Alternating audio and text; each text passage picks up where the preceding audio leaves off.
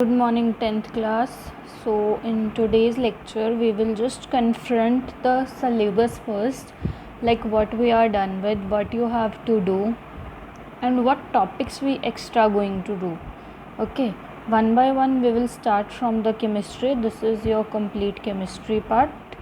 So in the chemical reaction chapters we are done with the chemical equation, balanced chemical equation, implications of the balanced chemical equation, the types of reactions, combination, decomposition, displacement, double displacement, precipitation, neutralization, oxidation and reduction. ये neutralisation हमने इस chapter में भी करी है, तो chapter number 1 आपका जो है वो आपको पूरा करना है, जो हम कर भी चुके हैं even. Second is chapter 2, acid bases and salts. Their definition in terms of the furnishing of H positive and OH negative ions. मतलब acid base की definition करनी है इन दोनों की terms में. General properties, example and uses, concept of pH scale, importance of pH in everyday life, preparation and uses of sodium hydroxide, bleaching powder, baking soda, washing soda and plaster of Paris. So complete chapter number 2 ये भी हमारा हो चुका है. Next है chapter number 3, ये हमारा भी पेंडिंग है.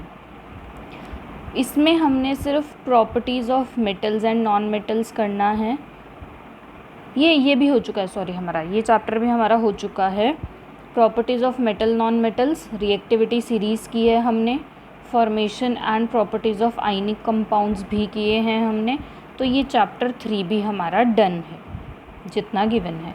चैप्टर 4 में कोवलेंट बॉन्डिंग की है हमने, साथ में आयनिक बॉन्डिंग इस चैप्टर में कर ली थी. वर्सेटाइल नेचर मतलब टेट्रावेलेंसी एंड कैटेनेशन, वो दो चीज़ें. होमोलोगस सीरीज़ की है, साथ में हमने इसमें किया है एक्स्ट्रा टाइप्स ऑफ बॉन्ड्स को.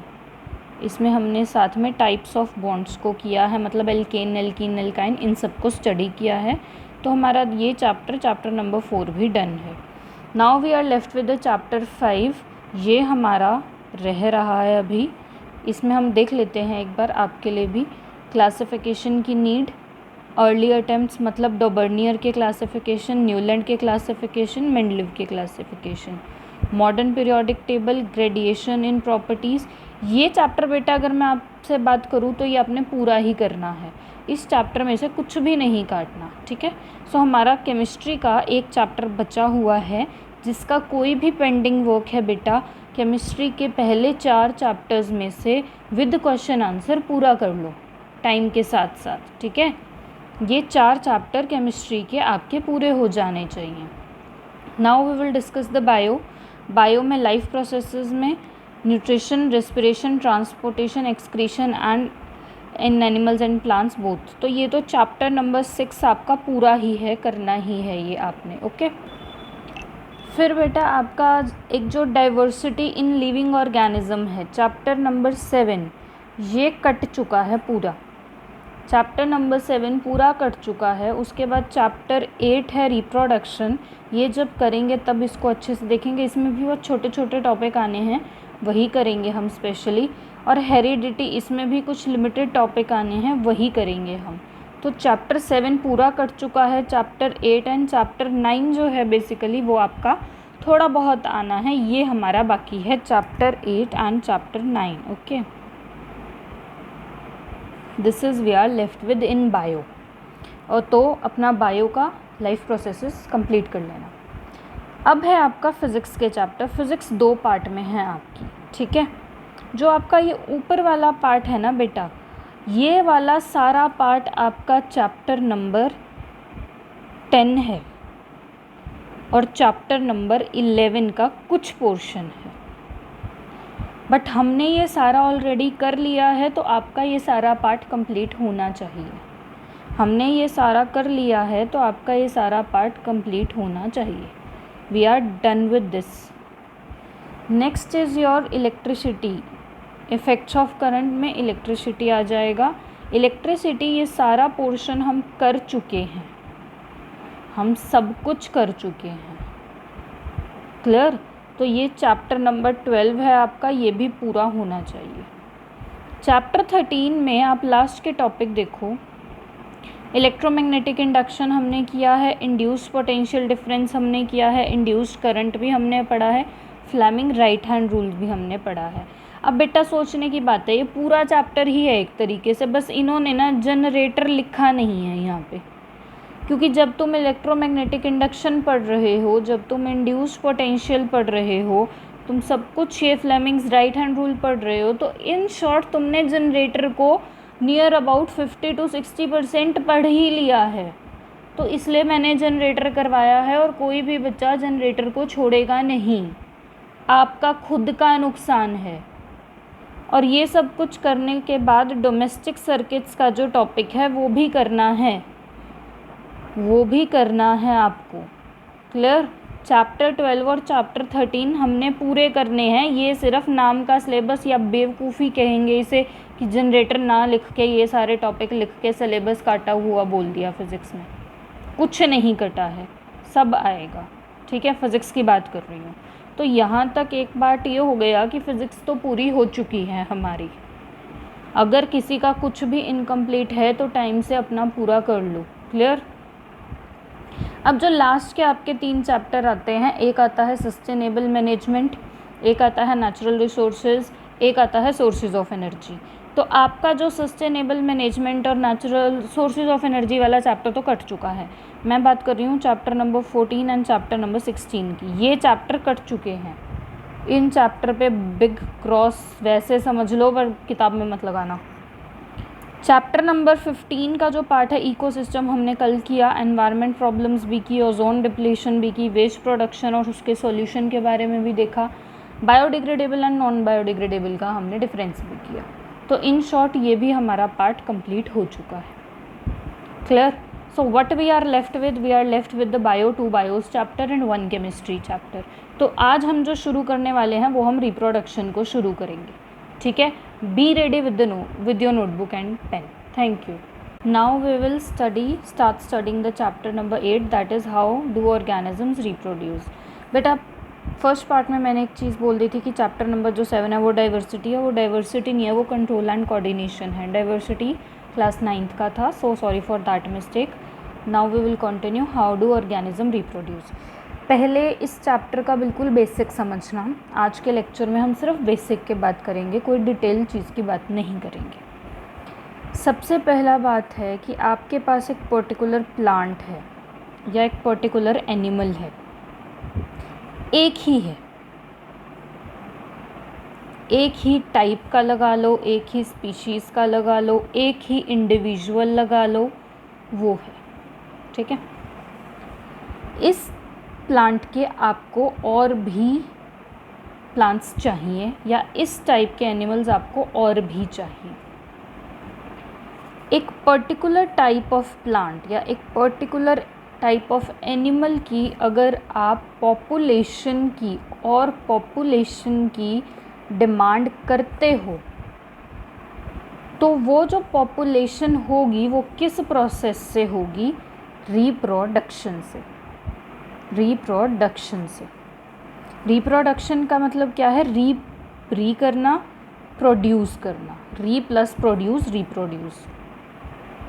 मतलब एक पार्ट में से, एक ऑर्गेनिज्म में से उसके जैसे बहुत ऑर्गेनिजम्स को रिप्रोड्यूस करना इज़ रिप्रोडक्शन।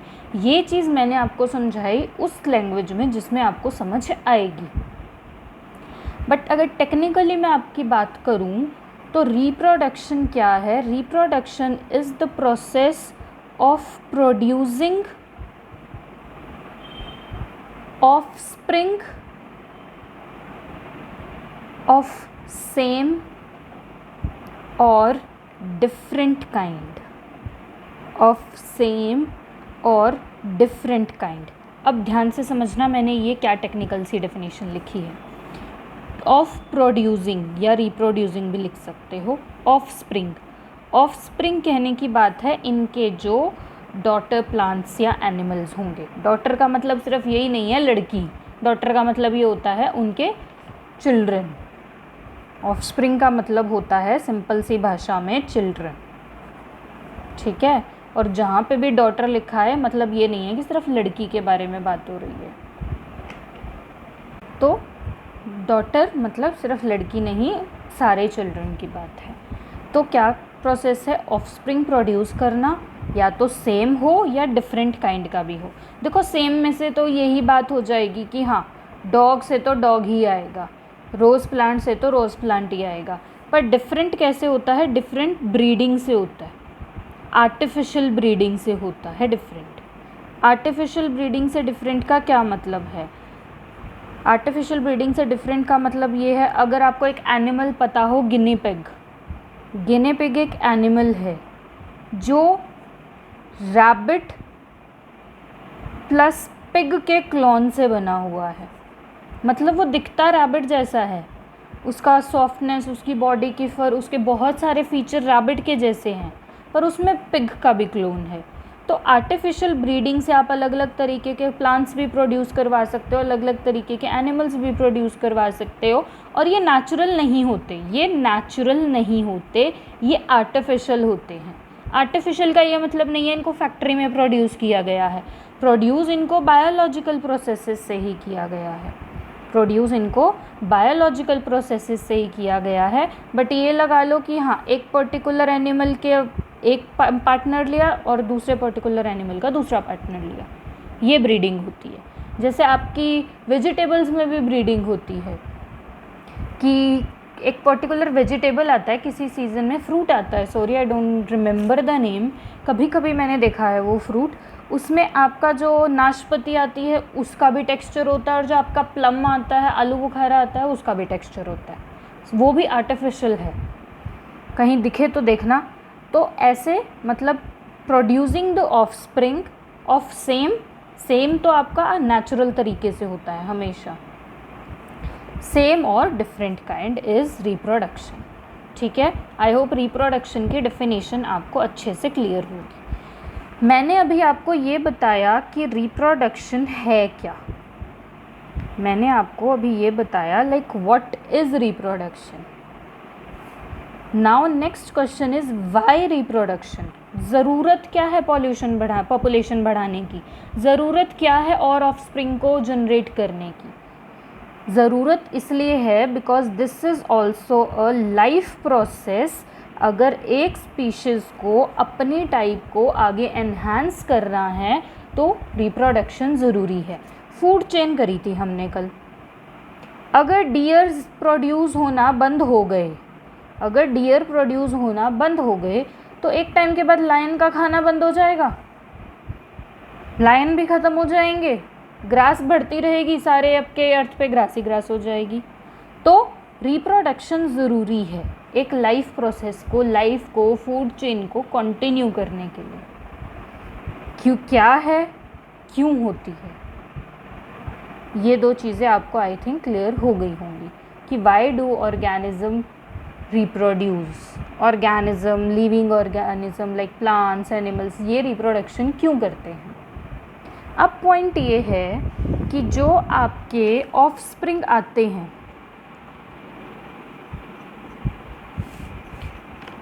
उनके बहुत सारे कैरेक्टर्स